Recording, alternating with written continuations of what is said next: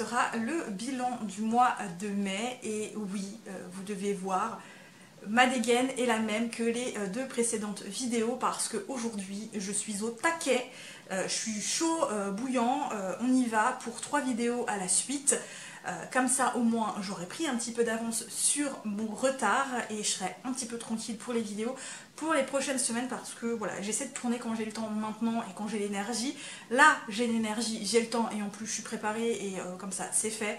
Donc c'est parti, 3 vidéos à la suite et aujourd'hui pour la 3e vidéo c'est le bilan du mois de mai. Voilà tout simplement. Et comment vous dire le bilan du mois d'avril a été hyper productif, hyper conséquent, 14 livres comme je vous avais déjà dit, en comprenant les graphiques et les romans. Au mois de mai, 3 livres, 3 romans. Oui, c'est par rapport au mois d'avril, c'est catastrophique, on est bien d'accord. Pourtant, le mois de mai, c'est vraiment le mois que j'attends par excellence tous les ans, puisque c'est le mois de la fantaisie auquel je participe. Et là, sur la pile à lire absolument énormissime que j'ai faite, je n'ai réussi à lire que 3 livres. Parce que je me suis rendu compte que j'avais envie de commencer un livre, et puis je le commençais pas, j'avais envie de commencer un autre livre, puis non, et puis encore un autre livre, et puis non, et en fait je n'arrivais déjà d'une pas à me décider. Dès que j'entrais dans le livre, je lisais, allez, 3-4 pages, et finalement je me disais, ah j'ai envie d'un autre livre. Voilà, ça a été un peu ça le mois de mai. J'arrivais pas en fait à choisir de lecture, j'avais pas forcément non plus la réelle envie de lire, j'étais plus concentrée au mois de mai sur le diamond painting parce qu'il y avait une toile que je voulais absolument terminer et ça m'a pris beaucoup de mon temps libre, sachant que je n'ai pas non plus un temps libre absolument faramineux. Donc voilà, j'ai pas autant lu que d'habitude, le mois de mai était assez catastrophique me concernant et de mon point de vue. Mais je relativise puisque quand j'ai dit à ma meilleure amie qui était venue dernièrement que je n'avais lu que 3 livres au mois de mai, elle m'a regardée, elle me fait mais que 3 livres, mais c'est énorme 3 livres en un mois, c'est énorme qu'elle me dit. Moi j'arrive à peine à lire un livre en un mois, alors 3 livres... Et quand elle a vu la pile que je devais présenter pour le mois d'avril, elle m'avait dit ah oui, donc t'as lu que 3 livres au mois de mai, tu te plains, mais au mois d'avril t'en as lu 14 quoi. Donc c'est bon, ça rattrape. Voilà, donc je relativise parce que effectivement, quand elle m'a mis l'évidence en face des yeux, oui, 3 livres c'est peut-être rien pour moi, mais pour certains 3 livres c'est absolument énormissime. Donc voilà, j'ai lu que 3 livres, c'est pas la fin du monde, c'est pas bien grave, j'ai un rythme de lecture qui n'est plus toujours ce qu'il était quand j'ai ouvert cette chaîne, on est d'accord, ou même avant d'ouvrir cette chaîne, mais c'est pas grave, tant pis. Tant que j'éprouve du plaisir à lire, tant que j'aime toujours autant lire, je ne vois pas du tout où est le problème. Donc voilà, le mois de mai est un petit mois, c'est pas la fin du monde. Bref, du coup, on y va. Je commence du coup par ce roman, il s'agit de Rouille de Floriane Soulas, publié aux éditions Pocket. J'avais hésité à me le procurer en grand format, et quand il est sorti en format poche, je me suis laissée tenter parce que j'avais énormément entendu de bien pour ce livre. Et malheureusement, ça l'a pas fait avec moi. Ça l'a pas du tout fait avec moi. J'ai lu jusqu'au bout, mais j'ai pas aimé ma lecture. J'ai pas aimé ma lecture. Attention, je n'enlève rien à l'histoire, je n'enlève rien à l'intrigue, je n'enlève rien à la plume, tout ça, c'était plutôt cool. J'ai bien aimé l'univers steampunk, assez sombre, assez parfois sanglant, un peu trash. Il y a un côté un petit peu trash, enfin pas un petit peu trash mais visuel, il y a un côté assez visuel, on parle quand même de choses qui sont pas très ragoûtantes, mais bon, vu ce qui s'y passe, moi ça m'a pas choqué plus que ça. Effectivement, si vous êtes très sensible, mieux vaut pas vous plonger dedans, parce que il y a des passages qui même moi m'ont quand même si ça m'a pas si choqué que ça, sur le coup c'est quand même un peu, voilà, un peu, on se dit ouh quand même, hein, c'est, voilà, voilà, on est un petit peu... Et donc dans cet univers steampunk assez sombre de Paris, on va suivre une jeune femme qui s'appelle Violente, qui est prostituée dans une maison close depuis 2 ou 3 ans. Et Violente est un peu la perle de cette maison close. Et parallèlement, elle est à la recherche de son passé, puisque depuis qu'elle a été trouvée 2-3 ans plus tôt, elle ne se souvient pas du tout de son passé, et elle est à la recherche désespérément de qui elle était avant d'entrer dans cette maison close, surtout qu'elle est profondément ce qu'elle fait. Elle vraiment être prostituée dans cette maison close. Elle est en conflit avec la plupart de ses autres collègues. Elle est en conflit avec sa mère Maquerelle. Elle est en conflit avec le type qui l'a retrouvée et qui l'a mise dans cette maison close. Et en parallèle, malheureusement, sa meilleure amie, la seule qu'elle a eue, a été virée de la maison close parce que bon, bah, elle se droguait. Et du coup, la Maquerelle l'a virée et elle se prostitue dans la rue.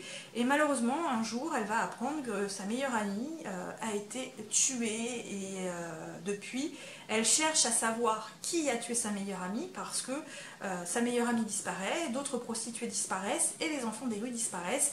Et personne ne s'en inquiète plus que ça. Voilà, donc bah, Violante va partir mener un peu son enquête. Voilà, elle va découvrir des choses pas très joyeuses, il va se passer pas mal de choses. C'est pas que l'histoire n'était pas bien, c'est pas que l'intrigue n'était pas bien, c'est pas que c'était pas bien fait, c'est pas que la plume n'était pas belle. Je trouvais que l'univers était assez bien développé, l'univers était bien rendu, c'était plutôt sympa, l'intrigue était bien faite, mais moi j'ai pas adhéré au personnage, et pas qu'à Violante en fait. Le problème, c'est que moi, aucun des personnages ne m'a touchée. Voilà. Je n'ai été touchée par aucun des personnages. Je n'ai pas été touchée, j'ai pas eu d'empathie pour ces personnages, j'ai pas eu, je me suis pas attachée aux personnages, mais à aucun des personnages. Et pourtant, il y a tout pour qu'en fait ces personnages me touchent, et en fait ça n'a pas du tout été le cas. Ils m'ont laissé froide les uns comme les autres, mais complètement, et même que Violante m'a littéralement par moments agacée. Et je l'ai trouvée froide, je l'ai trouvée distante, elle m'a pas du tout plu, j'ai vraiment pas aimé ce personnage. Donc voilà, moi ce qui m'a vraiment bloqué, ce sont les personnages auxquels je n'ai trouvé aucune empathie, auxquels je ne me suis absolument pas attachée, qui m'ont laissé complètement froide. Et ce qui est dommage, parce que moi en gros, quand je m'attache pas au personnage, je n'aime pas le texte. Alors que pourtant le texte est de qualité, hein. Le texte est de qualité, la plume est très agréable, on a un bon univers bien développé avec une bonne intrigue. Mais voilà, moi c'est les personnages qui l'ont pas fait, c'est dommage. Mais bon, on peut pas plaire à tout le monde. Je continue avec une valeur sûre, il s'agit de Kate Daniels, donc Meurtre magique d'Ilona Andrews, publié chez Bookmark dans leur collection Urban Fantasy. Et encore une fois, c'était une trop bonne lecture. Un petit peu long à démarrer quand elle mène l'enquête, mais qui pour moi reste franchement une super bonne lecture. Donc ici, on suit Kate qui vient tout juste d'ouvrir son cabinet de détective privé. Et elle va être embauchée par une garde du corps, enfin une chef de garde du corps, pour rechercher, si vous voulez, un type qu'ils étaient censés garder et qui a disparu avec sa création. Et Kate Daniels, en gros, est embauchée pour retrouver l'un comme l'autre, et surtout la machine. Alors, encore une fois, ce qui paraît simple au départ, l'est beaucoup moins quand on avance dans l'histoire. Voilà, mais plus ça va, plus c'est compliqué, et plus c'est violent, hein, clairement, parce qu'il se passe des choses pas très joyeuses, hein, puisque ça va aller beaucoup plus loin que de retrouver une machine et un type, hein, parce qu'on va apprendre des choses là-dessus. Kate en apprend un petit peu plus sur son passé, des choses qui vont vraiment avoir un impact sur elle, à laquelle elle ne s'attendait pas, et qui vont être difficiles pour elle, hein, clairement. La relation entre elle et Curran me fait toujours autant triper. Les personnages secondaires vont encore se développer un petit peu, on va en découvrir d'autres. Elle prend un peu plus sa place en tant que compagne du Seigneur des Bêtes.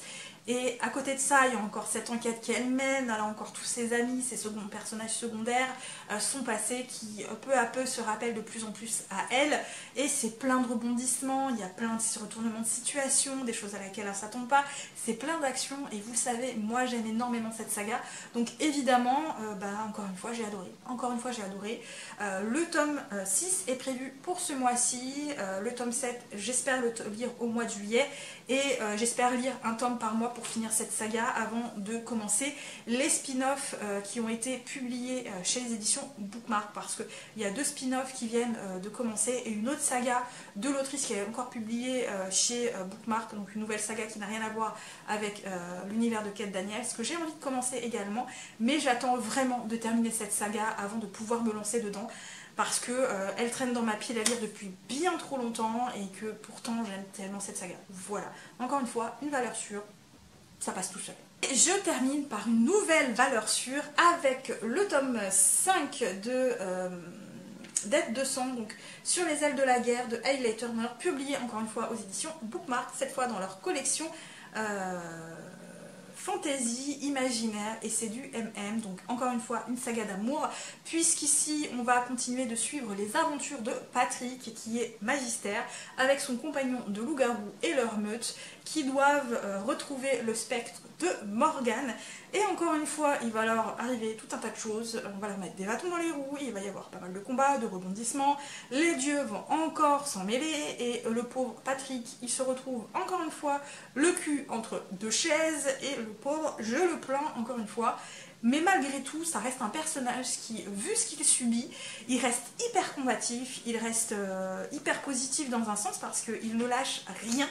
Il a la gnaque, hein, ce mec il a la gnaque, son compagnon il est là pour le soutenir, pour l'accompagner, il est vraiment le pilier sur lequel il peut s'appuyer, et il y a également cette meute et cette famille qu'il va se créer, qui est là pour le soutenir, et j'aime tellement les personnages de cette saga, je trouve que c'est plein de rebondissements, on n'a pas le temps de s'ennuyer, il y a encore des révélations, il y a de nouveaux dieux qui apparaissent, qu'on ne connaissait pas, qui là sont plus des dieux nordiques.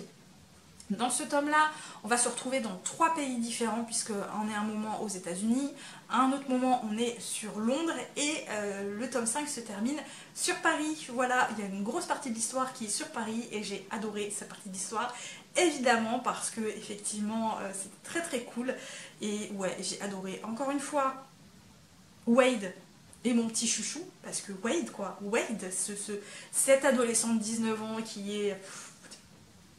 C'est Wade, c'est vraiment mon chouchou, et j'adore ce personnage, j'adore Patrick, j'adore Jono, j'adore le reste de la meute, j'adore Sage, qui est une femme avocate et qui est tellement badass, et en même temps, ils sont tous tellement cool, voilà, j'ai encore adoré, on sent quand même que la fin approche, parce que...